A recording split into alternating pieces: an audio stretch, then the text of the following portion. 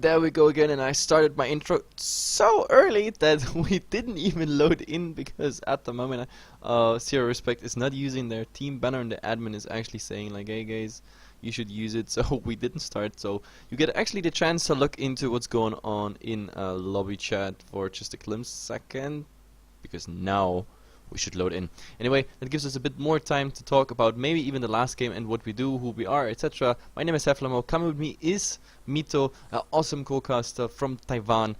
Me, myself, I'm some sort of Canadian-German hybrid, actually living in Hungary, manager and caster here for Heflatv. This is usually my private channel, so I'm really sorry guys for, I don't know, confusing some of you because you're used to like just tuning into Heflatv 1 or 2, but yeah, the games were overlapping, so we needed a third channel, and yeah, the third channel is pretty much my personal channel as a backup.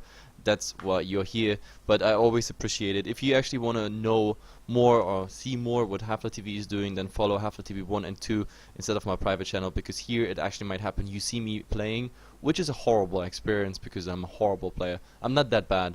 I mean, I used to be like a 5k player since I started, but since I started casting, I'm like at a MR I don't even want to mention because it's embarrassing. Either way, Mito, what do you say? Last game, it was quite a surprise, right? Wasn't it? Yeah, I mean, before I looked at the goal graph and XP graph for the first time, I felt like Zero Respect was in firm lead. It felt like they were making all the right plays, getting the pickoffs. Apart from the next assassin dying in the offlane, things were looking great. But as soon as I popped the charts open, it felt like House of Gamers, surprisingly enough, they've been ahead in terms of gold and XP the entire way. And that game was a little bit of a shock to me. Well, and contemplating on how the game rolled, perhaps, just perhaps, if Soshka in the offlane didn't die as much, and if we see maybe a Quas Exor Invoker a little bit more focused on his own individual farm, would have been a lot better. Because the more you think about it, you have two Forge Spirits, and if this Invoker goes for Necrobooks, what can this TA do? Yeah. The biggest problem for them was after the TA got the BKB, they just have no answers for him. He would just jump in, dive at people, and just right-click them down in, what, 2-3 hits? And if the Invoker could have answered in terms of right-click prowess, perhaps we would have a different game one.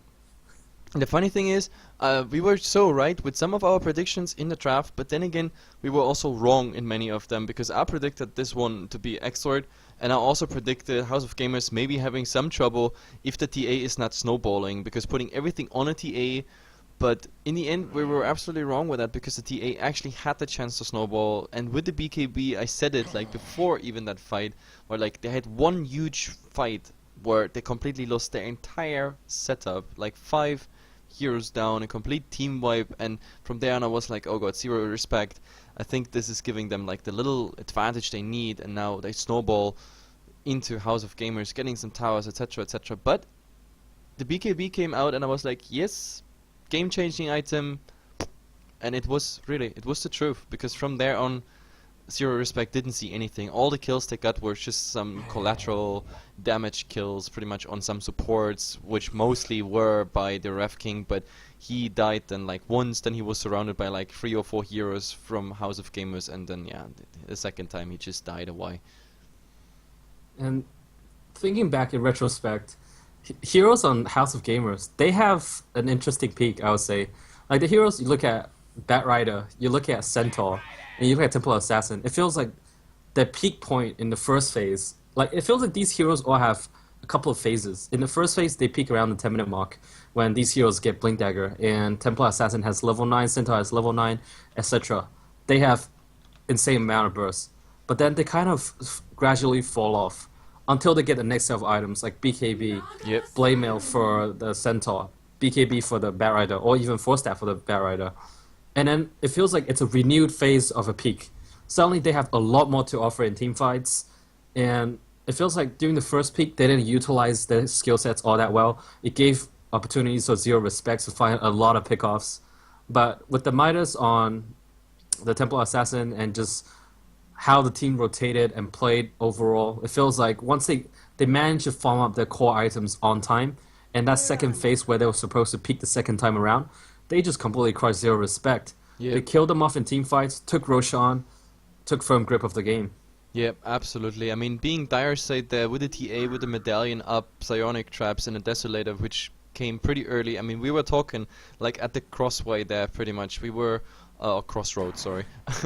At the crossroad, there were he had like 2,000 gold or 1,800 it was at some point, and I was like, dagger. But then 3 daggers, that might be a wrong decision. But yeah, he was right. He finished his phase boots and went directly into the desolator. So he didn't need that blink dagger initiation. I mean, at some point maybe he would have gotten more kills with it because we actually had a couple of chases where he was like the last one, so the last survivor, or like the one who would be in a position to chase something. But he decided for Desolator and it was absolutely fine. They won game number 1, and for those guys who tune in and have no idea what we are casting here, it's joinDOTA League. It's the Season 2 Zero Respect versus House of Gamers, and this is a Division 2 game, but don't think Division 2 is any less of nice Dota, because sometimes Division 2 games are much better than the Division 1 games or any other big tournaments. Either way, we have to hop in the draft because we are really lacking behind. Like, we see standard bans coming out so far in the first ban rotation. There's not much to say. The only interesting thing is maybe the Dream Protector coming out. In the second ban rotation, we have Tiny and Husker by Zero Respect. Like, all those bans feel kind of random. On the other side, we have pretty much counter bans against the Mirana, Shadow Demon Mirana Bane synergy, so I absolutely like them because they are like specific. And when it comes to the picks, well, House of Gamers, they have again a Batch Rider. This time they also have the IO, which we had banned last game. And on the other side of for Zero Respect, we have Naga Siren, Mirana, and Enchantress. Your comment to that? Well, looking at it, House of Gamers, they had the first pick, so they picked the Bat Rider. Zero Respect, they answered the Naga Siren as well as Mirana. Now, this is what baffles me. Unless you're extremely confident, you wouldn't pick up an IO up against heroes such as Naga and Mirana. First of all, Mirana is just not easy to gank, you know? Sure, you have the Bat Rider set up. Second of all, the Naga song is like the ultimate counter to a Wisp, in a sense. As soon as you relocate Naga's songs, everybody TPs away. You waste your relocate. Or vice versa. Yep, there's a lot of things always, they actually can reset with that song. I mean, if Naga sings to her people, like Batrider might find himself there surrounded by like 5 people with the lasso that's just fading and the firefly that has not been spread on the ground. Like you already talked about, the IO is the same for the Eclipse, for example. Eclipse is getting popped, Naga song is coming out, and Luna might find herself just doing minor damage with the Eclipse. Plus, maybe if she uses BKB at the same time, she might find herself being singled out. Plus, of course, the Naga and Snare going through a lot of things, like holding the Batrider in place. If he doesn't have 4 stuff, he doesn't get away there. The same with the Ensnare through BKBs on the Luna. So far, I actually like the draft of Zero Respect, and that the entire thing also has a lot of synergy because we have the Naga and Snare. Let's just roll the whole thing from one direction. So Naga and Snare into Arrow, into Centaur War on a combination Hoofstomp double edge. That's a lot of burst. Or the other way around, we have one of those initiations starting with a stun, followed up by an arrow, followed up by an ensnare, and if that is not enough, they also have Enchantress slow. So there's a lot of potential for pickoffs there. And now House of Gamers, they go for a Dazzle as their 4th pick. I'm actually surprised House of Gamers never decided to pick up a Lion. I felt Lion in this game would have just done so much. Like, Lion is so underrated sometimes, I think. No, there are so many things to counter. For example, Mirana, that's a hard hero to shut down. And Lion, if you have a Blink Dagger, that Mirana isn't going anywhere. As soon as you get in range, instant Hex. You can't leap out of an instant Hex. And then follow up by the Impel. And you provide a good burst. Up against Naga Siren, you don't care how fat the Naga Siren is. Actually, you can, by the way. Have you never seen the flying sheep or the flying frog or the flying chicken? Yeah. Like, if you use both at the same time, if the leap is already triggered and you get hexed, then you have like this funny chicken flapping the same range as leap goes. It looks hilarious. That's true, absolutely. But up against Naga Siren as well, that's a great counter because whenever you mana drain an illusion, it instantly dies. Whenever you hex an illusion, it instantly dies. And the mana drain from Lion, it's only, 5-second cooldown. So I believe that was a really good counter there that they could have picked up. Yep. Still respect after they see the Whistle, pick up the Enchantress, and this allows them to play a lot more aggressively and to shut down the IO and delay the time before it comes online to the point where it's virtually useless. So I love the decision overall from Zero Respect. To be honest, I think like both drafts have potential into the late game. When it comes to early game, mid game, I have my cards, my rares, everything pretty much on zero respect. Because this ensnare, like triple stun, maybe additional stun with a center pick by fucking Matt here in the jungle, things like this. There's also some early harass coming out, so what else is there to compare? If we look, for example, at tower pushing potential, well, we have at level 6, of course, the Dragon Knight, who can do a lot of damage there, just by damage over time, the Corrosive Breath. But then again, also on zero respect side, we have maybe with some creeps in an aggressive tri-lane, or maybe not the tri-lane as such, but like as soon as Enchantress rotates in, it becomes a tri-lane. Then with the creeps she's coming with, then they can maybe go for the tower. So there's similar potential on both sides, but either way, it doesn't seem like they're going aggressive and there's a kill happening anywhere. So we take the time and go for a fast introduction. Starting with the Radiant side here, we have Maglev on the Batrider. In the mid, we're gonna have Psychorsay on the DK with a, by the way, an awesome set. I have to show this. Look at this. Oh, no, damn it. I fucked up my camera. Whatever. So we have Ki this time on the IO. It was banned last game. Now I'm actually looking forward how he's playing it, because Nota was the one who played Bane last game instead of the Dazzle. Now he's the one on Dazzle, finding here Invisibility Rune in bottom, and Malem, last but not least, is on the Luna. And on the Dire side, we have Shoshka playing as the offlane Centaur Warrunner. At mid, we're gonna have stand-in the Emetic Small Worm playing as a mid-solo Naga Siren. In the jungle, we're gonna have fucking Mad playing as a support Enchantress. And in terms of laning support, we're gonna have Crow J playing as a support Vengeful Spirit. And finally, we have Joral playing as the carry Mirana. Yep, absolutely. And the creep waves are meeting, and we already have the first little brawl. Paris is going against Nota, but he has the level 1 return damage. That means Nota is gonna take a lot of damage there. Both end up at like 50%, and to be honest, I always see this happening, that like supports with very low base damage, like 50 here in the specific case of Dazzle, they go for the harass on the Centaur Warrunner, but I'm not really sure if it's really worth it, because the return damage you already get is like, yeah, especially if Centaur has the chance to actually get some right clicks into you, he's always the one who is winning the harass duel. So let's see how this goes. Anyway, he might actually be able, yeah, he's gonna be able to grab some XP here, because the double pull coming out by Ki.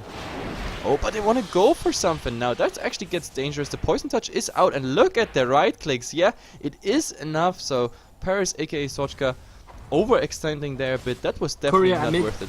And Kura. This time I actually got it. Radiant Kura is going down fucking mad. This time he managed it. And now, oh, Psychorsay, he's absolutely boxed in there. There's a Centaur stun. The Thunderclap actually is not coming through because he died, but it doesn't matter.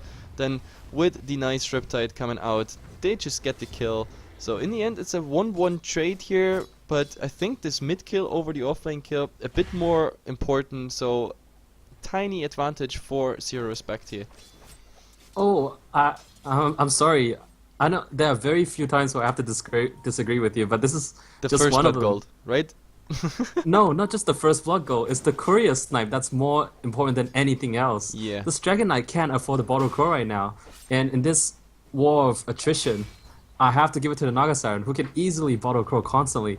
Whereas the Dragon Knight gotta seek out the runes, but this Enchantress is always gonna be helping him out. So, wow. Yeah, I guess. No, so I mean, painful. So let's make out of my tiny. No, now that you say it, I actually agree with you. So out of my tiny advantage for Zero Respect, let's make actually a huge advantage, because yeah, I totally forgot to take the courier there in the equation. So no bottle crowing for the mid, as well as of course all the other kills. But fucking mad now, actually getting here the Poison Touch again, and the Wisp damage is now kicking in. The question is, do they have enough right click? Fucking mad is trying to juke, but problem is he only has 1 point in. Untouchable. Oh, it might actually be enough, and now he's gonna hit from the high ground as well. Ki might actually find the kill on fucking mad. Now in the end, it's a 1-1 trade. That was kind of hilarious that he didn't go down, so they had no chance to retreat. But at least Ki is saving the day by getting fucking mad there. Yeah, and things are not looking too good for House of Gamers. The Batrider already forced in the jungle. And if we look at House of Gamers, their lineup is so freaking good at taking stacks. But from the previous games that we just watched, it doesn't seem like they tend to do stacks, if at all. Like, I'm just not too sure. Their lineup has so much potential. They can take Ancients, they can take multiple stacks just so freaking fast. For the Batrider, for the Luna, for the Dragon Knight, But do you think they're actually going to utilize it? I don't know, like it. I guess they have to, and oh well. We have another poison touch here on Paris, and this time the Luna is actually doing something as well. The hoof stomp is gonna hit, and that means, yeah, that's a secure retreat for him. And I think we had something else here. Yeah, the Batrider was also under attack, but he's going back pretty much, and now he's using a Tango, even though he's at the fountain, plus having Tranquil Boot. So this was okay, but look at the skeleton army. Look at this. This is six Holy cow. skeletons, but like they all gonna die in the Firefly. That's the biggest problem. But look at that. It looks so hilarious, like a little skeleton army.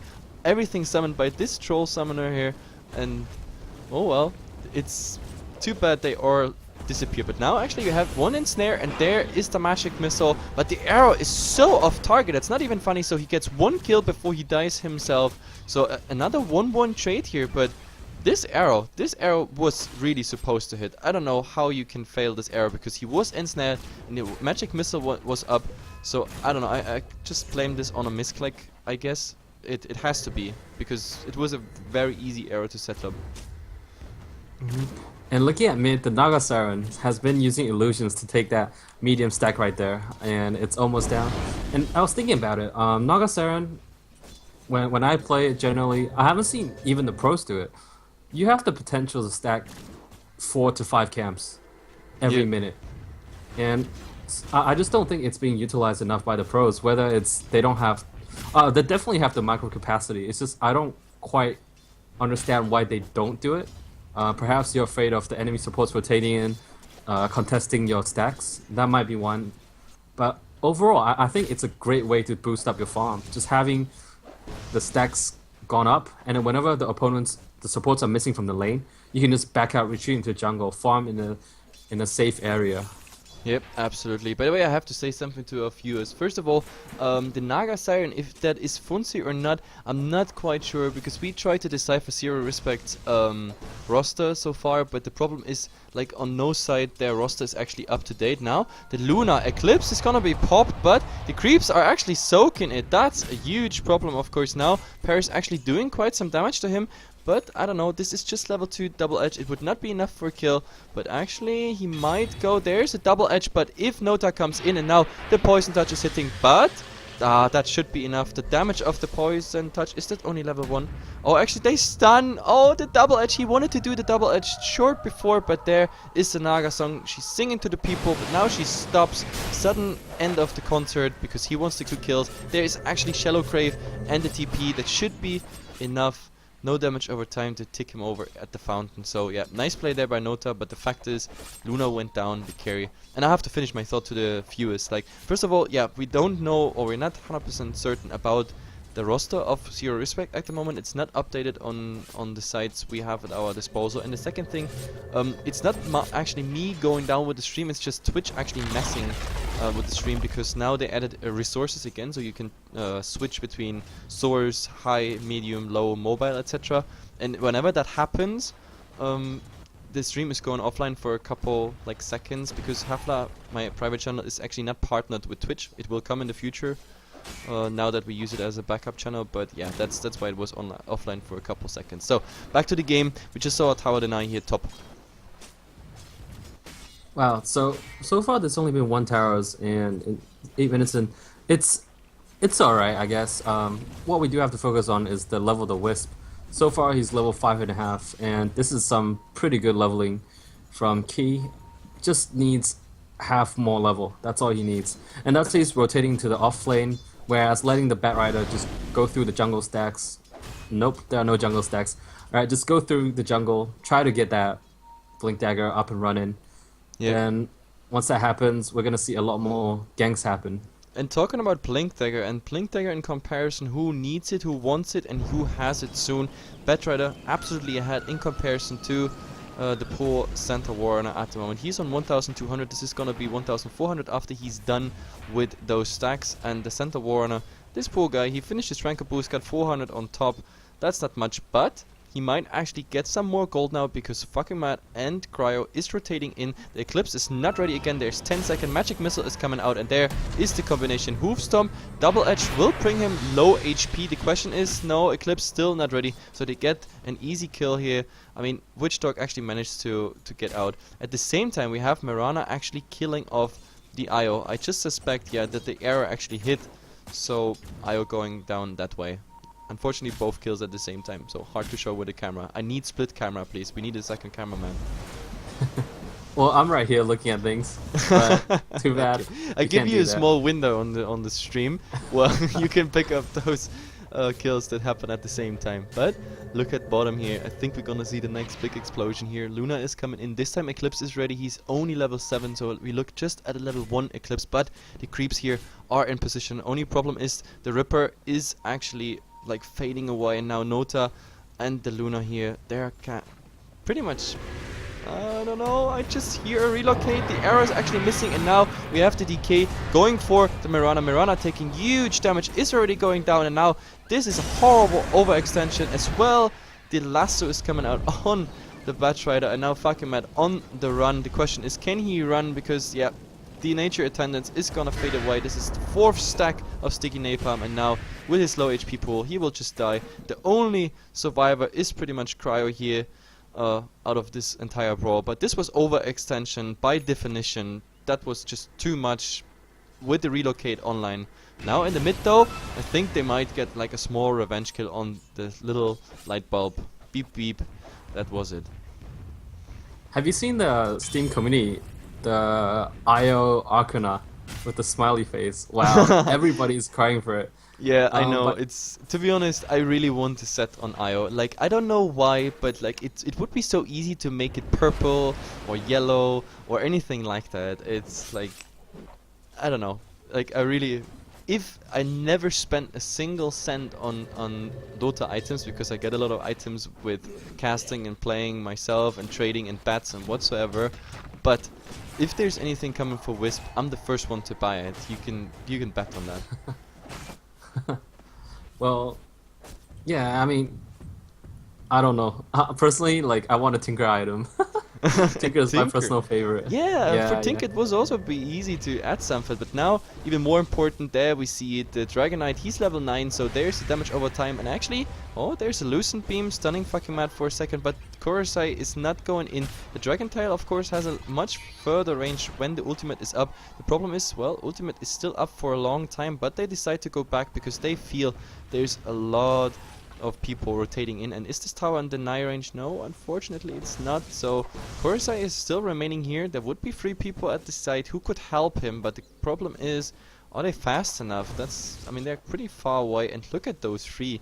They're just standing around this tower. They're not willing to give it up. The problem is DK 1 hit, the damage over time of Corrosive Breath would bring him in deny range, and yeah, now comes the fight. Brief Fire is coming out, some harass damage, Lucent Beam as well, but yeah, they're not bothered too much. The problem is Enchantress is losing also her last creep now, which means now the only thing standing between them and the tower is maybe Cliff use, but even that Cliff is on cooldown and the tower is going down.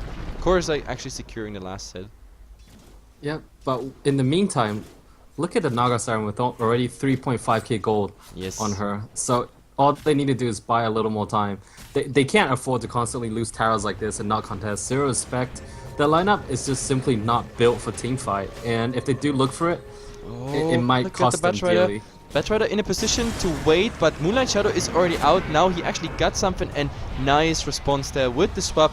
Oh, wonderful. Eclipse came out, and now they're at decent HP and everything. Oh, that arrow right after the song. Brief Fire on 3 people. Dazzle is going down as well. Now the question is, do they want more? It looks like it. IO is tethering away. The question is, are they fast enough with the leap and everything? This IO has the TP out immediately. Will probably make it, yes. I mean, they see the Wisp and everything. That arrow, yeah, we just saw it here flying that direction. It doesn't hit anything. IO was just fast enough. But in the end, still 2 kills. And the Naga Siren was part of those kills, which means 3,750 gold. So we look at the Sacred Relic at 13 minutes, and this is, considering everything, yeah, it's good. It's a good timing. 13 minutes for a mid-hero that had a bit fall from back farm, not so optimal with the CS as it maybe should have been. So this time, this Radiance will be still timely enough to make a huge impact here. Yeah, and if everything goes well, it's going to be a 20-minute boots of travels plus Radiance, Naga Saran. And from then on, she's just going to snowball. And if it gets any better, you might add a Yasha on top, and then the illusions will just move around, 470 movement speed, and it's just crazy. And House of Gamers, their only chance would be catching a Naga Siren off guard, like seeing that the Song of Siren has gone on cooldown, or maybe the Bat Rider is capable of finding her. But I mean, if she has a song, the fight just isn't gonna happen. And now we see Sochka here, by the way, on the center Warner here. He might want to go for something, but the problem is now he's seen by the range creep. So creepy creep playing nicely there. The problem is I don't think he should go into something here, because he's like 200 gold away from his Blink Dagger. Something you really don't want to risk now. Okay, the Mirana is getting some damage here, harass damage, and Sochka is again in position. At the moment it looks like a 3-on-5. This is a bad position. House of Gamers is in. Eclipse is not ready. There's just the ultimate of the DK, and this is really bad. Give this an arrow. Actually, there's a stun here on fucking Mad. Fucking Mad probably getting a lot of damage, and now the problem is Dazzle is already down. There was a relocate in, but did Wisp come alone here? I think just to help the DK. They get actually a return kill here. Fucking Mad was already down, but now, oh my god, there is the lasso initiation on Sochka. Does he get his hoofstomp off? No, the Dragon Tail is actually following up, so the whole thing is at the moment a 3-for-3, and the two remaining, they have to go back because they are pretty low HP, 50% on the Naga and about 60% on the Vengeful Spirit. Not even enough mana to get another magic missile off. There's just the harass, of course, with the Wave of Terror. Yeah, man, like I always say waving terror for some reason, but either way now fucking Mad is back. The question is, can he actually do something? I mean, it's definitely not a deny. Yes, the deny is not coming, but also Korosai or the Bat Rider not getting the last hit, so a bit less gold, of course, shared among the whole team. So in the end they lose another tower. The question is, or the good thing is, oh god, I don't even have to start analyzing there. He has the Shadow Blade. Fucking Mad is gonna be Dragon Tail, and there it is with the Firefly. Nothing you can do. The only thing that protects Enchantress is, of course, the Untouchable, but magic damage standing in it is really, really bad. Yeah, definitely. Naga Siren, though, is only about 200 gold away from that Radiance we're talking about. It has slowed down somewhat due to the fighting at top. And mid. Nota actually, his double edge is getting interrupted by a nice Lucent Beam, and now the whole thing gets actually turned around. The question is, do they have vision? Yes, they have. And Wisp is actually getting the damage with nice Wisp damage. Yeah, those... those...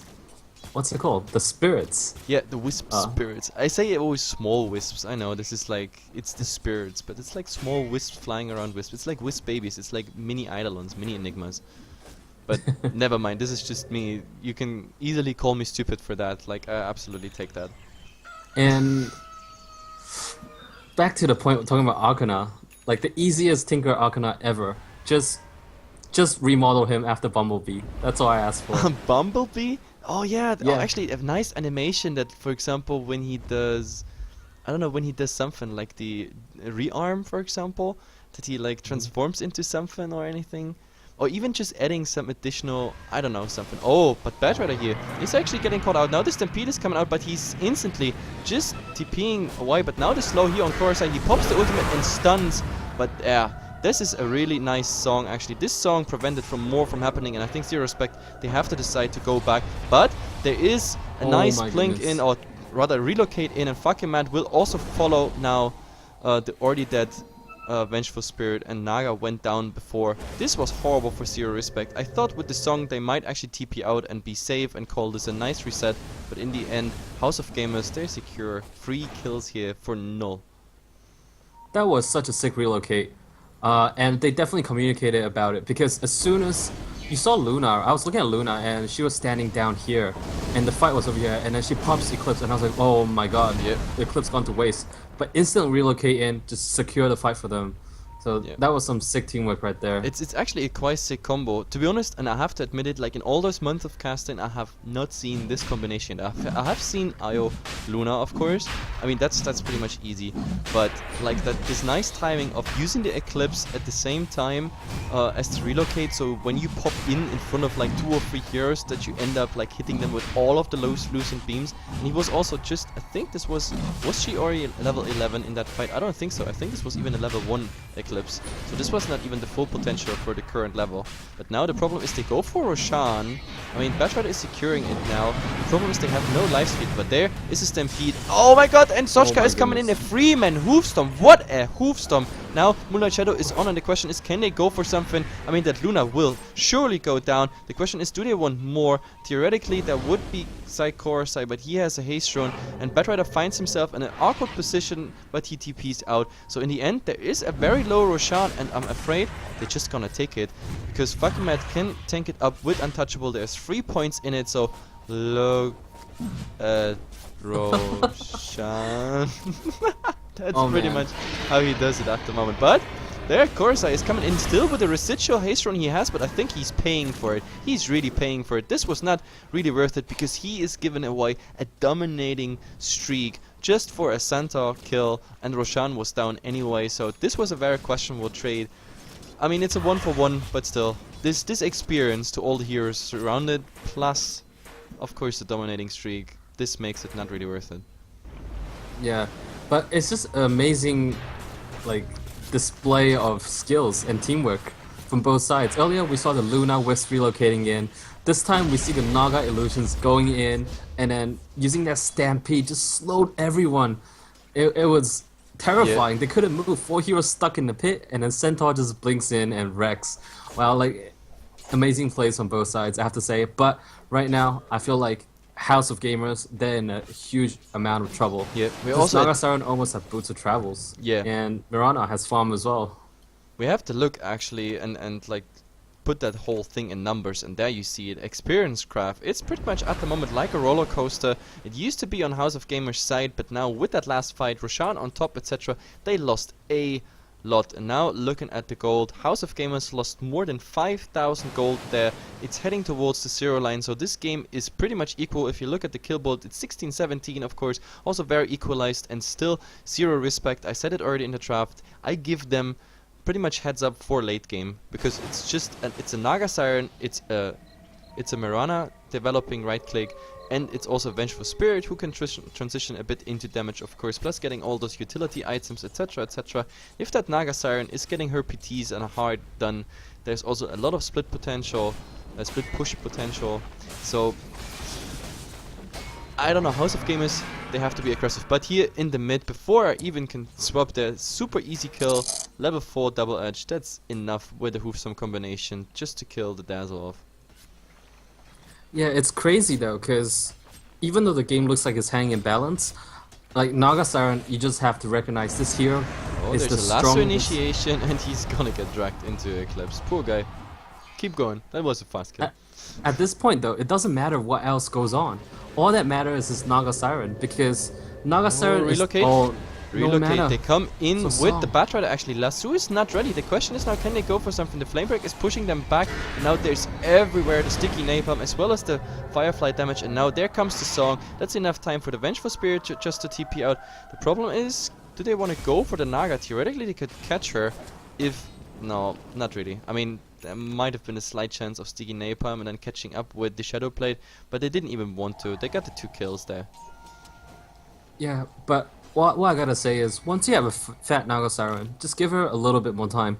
Once she has that Manta style, the game essentially, you can be 20,000 gold, 20,000 XP behind, and it does not matter, because the Naga Siren is pretty much the strongest late game hero there is in the game. Not talking in terms of 1v1 fighting, but essentially you'll never be able to leave your base, and that's what makes her so scary. I mean, look at this now. There's one illusion coming in for the Riptide. Now, Moonlight Shadow is out as well. Now, the question is, do they want something? They surely want. And that arrow, no, it's close, but it's not a hit. So, in the end, they just scare them off. There is just a bit damage done on the tier 2 tower, of course, but in the end, it was just a nice standoff. Moonlight Shadow, I mean, it is... Oh, actually, he decided to go for only 1 point in it, so it's the longer cooldown. To be honest, I don't like it. I always like it when you use Moonlight Shadow or when you put the points in it pretty fast, because sometimes those 20 seconds they make a difference in the cooldown. Yeah, just like Song, it's only 60 seconds on level 3, but when you're talking about level 1, that's ridiculous, like 3-minute cooldown. But at this point, what Zero Respect should do is pass the gem to Naga Siren, have those illusions send them out, deward all over the map, shut down all visions from House of Gamers, use the illusions to scout. And this game essentially will have no chance for House of Gamers if Zero Respect played the cards right. Yeah. I'm looking, or actually displaying for the viewers at the moment, the GPM, and the Naga is holding herself there at the moment at like 500, and the only one to keep up there is DK, but the problem is, sorry DK, in a direct duel Naga versus DK, the Naga will just win, especially looking at the fact that we talked already about it, that Boots of Travel will be the next step. She got that completed in 2,800, almost 2,900 gold on top.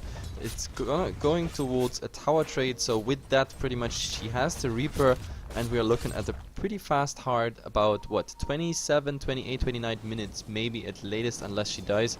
So with that hard, a Manta after, let the split push begin. I'm just surprised they're not giving her the gem. There's nothing better than the Naga Siren with a gem, because you're not gonna have wards, you're not gonna have vision anywhere. Yeah, and the funny thing is, look at it. I was actually calling. Oh, he TP's in with the song on, but they didn't get anything. This might actually now be a chance, because House of Gamers, they don't have to fear that there is any reset. But yep, they're luring around here in the enemy jungle. The Luna is the only one showing now. Actually, DK showing as well. So I think this tier 2 tower will be just sacrificed for the sake of not having the Naga ultimate there, and she needs the HP, because at the moment you just saw it, the Brief Fire is taking at the moment care of the illusion. So having her with the hard, and to be honest, maybe we don't even see a Manta. I think a Butterfly would not be too bad, because I mean, we look at Luna, we look at DK. So what would you prefer, Manta versus Butterfly? I think the Butterfly is better. Normally in a game like this, I would go for a Yasha and then straight for a heart before like anything else, or even possibly a Lincoln's, because you look at the kind of things that House of Gamers can go. They found fucking mad. I don't even think we need to pause there. What am I saying? Now they have the vision, dude. Oh, he's dying. Damage over time, and this means also the gem. But we saw at the same time, where's my split camera? Mirana getting a kill on the Luna here. So Sochka plus Mirana. In the end, it's a 1-1 trade, but the value of a Luna kill versus a Dazzle, well, I don't even need to judge that. Luna, of course, more important. Enchantress dropped the gem. Yeah, okay, there's a gem value coming, but the question is, how long does this gem stay in their possession if they go for a team fight? It's on the Batrider, and so far the Batrider pretty much died in each and every encounter. So let's see if this gem is changing its owner pretty fast. I'm still baffled they don't give... I know I've been holding grudge on this point for quite a while, but Naga Siren needs that gem. Unless she wants to go for Lincoln's, then that's a different story. Because you look at the two major initiations from House of Gamers, they're all single target, which means the Batrider Lasso as well as the Dragon Knight's instant stun, the Dragon Tail, they're going to be rendered useless if Naga Siren has that Lincoln's. Yeah, but and you were, by the way, right. Look at Naga Siren, she just received her Yasha there, and the ultimate orb is already in, so I was wrong with the Reaper there into the heart. Now, Mirana actually might be in trouble, or even the Naga Siren, because there is Nota at least scouting him out, but he's already getting so much damage from the Radiance. Just look at this, it's just hilarious. Now there is an ensnare as well. The funny part is, he's not even there, just getting the kill with the illusions. The Riptide, of course, making sure there's minus armor on it, and now he's just going away. If he would be in any kind of trouble, he still has Song. And DK, well, does DK have... No, the BKB is still not finished. He needs like 100 gold. That was an easy kill for him. Sneaky, sneaky.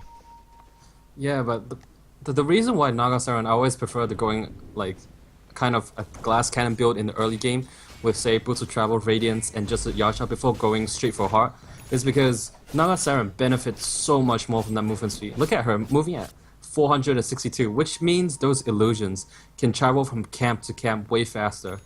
This hugely accelerates your farm. Like 28 minutes in, this Naga Siren only has 200 last hits because, well, one fact, she's always been part of team fights. Secondly, like she doesn't have enough movement speed, and now this completely Manta, her farm is gonna accelerate by a significant amount. Yeah, but not just that. And that's the funny part about Zero Respect. Like knowing that your Naga is doing fine, and I mean, look at the Mirana. Mirana is not far off. Like, look at the net worth.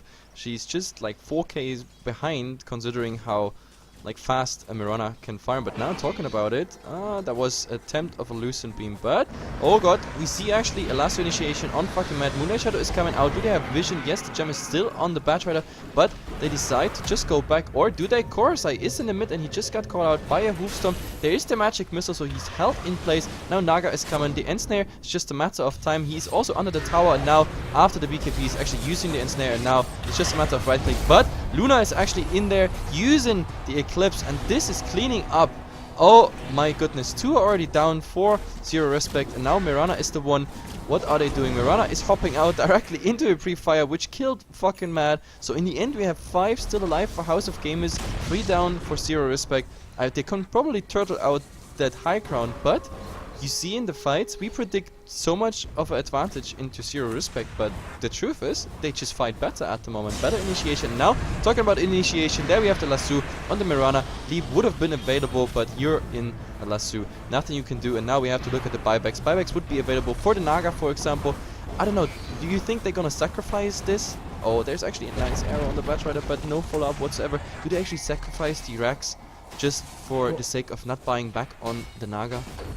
The thing is, Naga is a hero that can easily deal with having 1 Rex down. The problem is, with all the heroes close to being full HP on House of Gamers, are they just really gonna back off? Okay, so they do indeed back off. Yeah. But going back to the point, it's a huge misplay from the Naga Siren. Naga Siren isn't meant for those straight up team fights until you're farmed. And right now, all you have is a Manta style. What do you provide? You're not really providing much right-click power. You're not going to be able to fight this Luna. But this is exactly what I said. I mean, we were exactly at the crossroad again with a hero where I said, like, he had the money for the Reaper, and by now would have had a heart, adding a lot of HP to his pool. Now with the Manta, okay, cool, you had 2 more illusions there, but those illusions, they got pretty much cleaned up instantly, and you still, I mean, we are 30 minutes in, Luna does a lot of damage, DK does a lot of damage, there is a lot of ground damage as well coming from the Firefly, so with 1400 HP, you're not standing your ground at the moment, that's the biggest problem. So that hard, I mean, Casual Yasha and hard would have been better than only the Mantis type finish, in my opinion. That fight could have been different. Naga Siren, typically it's a hero that, well, when you look at most typical, normal, regular core heroes, farming, first position carries, 30 minutes in you expect 3 big items, which is like 10 minutes per item. So on a hero like Lifestealer, you expect to see, say, Omelette, maybe Abyssal, and then like, well, maybe not Abyssal, but you see like AC, and perhaps the small stun hammer. Oh my god, I can't remember what it's called right now. A basher. There we go. Yeah, basher. But on Naga Siren, once you have the Radiance, Boost to Travel Yasha, your item progression should be every 5 to 6 minutes you get something else. So typically on a 30-minute Naga who's had a great time with 242 last hits, 6 kills, 2 deaths, 5 assists, I would expect to see the heart completed by now. Yeah. And deciding to go in for a team fight, that is just somewhat ridiculous as a Naga Siren. You could have easily cut off the creep wave from behind, you know, like basically this entire area, the creep wave should not be going past the river at all when you're a Naga Siren with 462 movement speed. It's just the efficiency in terms of how you micro those illusions. We have to put some numbers on before the next fight actually starts here. Look at this. We already talked about how plummeting the craft was for House of Gamers, but now they're suddenly back on track with over 7,500 experience and almost 7,500, slightly below in gold. So they struck back pretty much. I mean, it was directly on the flat line. Absolutely zero for them after that fight we saw before. But like with this, oh my god, does Mirana actually getting caught out? No, here. This was just D-ward attempt. Now Batrider is taking care of it. But still, I think this fight and the Rax loss, this might have been, I wouldn't say game deciding, but it puts a lot of pressure on Zero Respect. Plus, of course, that Luna is getting scary as well. I mean, look at her. Manta is done, the BKB is done, and oh, top we actually see initiation on the Mirana. She's down, so I don't know. Their split pushing strategy also not works out because they have to go back now sooner or later. Unless, okay, Korsai and friends, they don't decide to push more here. Yeah, and you definitely know there's something wrong with the way Naga is playing. If you look in terms of net worth, only, what, 17,000? And wow, look at Dragon Knight, Luna. Even the Batrider's not that far away with only 6,000 gold differentiation between the two. So, when your Naga Siren cannot play efficiently, and like by no means am I trying to offend the players, but it's just low efficiency from what I've seen so far. And this Naga Siren basically is costing their team right now. If the Naga Yep. Siren played better, they should be miles ahead. And House of Gamers, they'll be stuck in their base wondering, hey, how are we ever gonna come out? How are we gonna find those pickoffs? Yeah, the problem So is, I mean, now look at him. I mean, now he's Aegis protected, of course, for the next fight, and the Reaver is now finally coming out. So it's going the right direction, and as you already said, even with one Rex down, the Naga doesn't care too much. But the fact is, Naga Siren, she could have more by now, and she should have more. But the fact remains, she doesn't.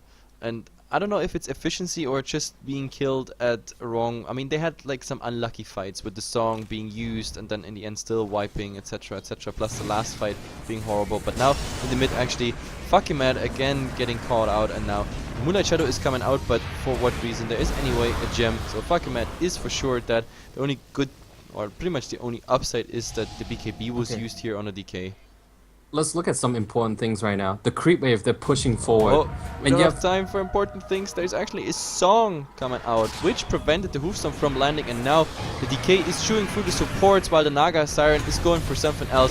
What a horrible fight at the moment. Now all the BKBs are coming out. Luna is just chewing through everything, so Mirana is down as well, and the next one to follow is Paris. He's already being slowed down, so that's now just a matter of time till they go down, and they call the GG as well.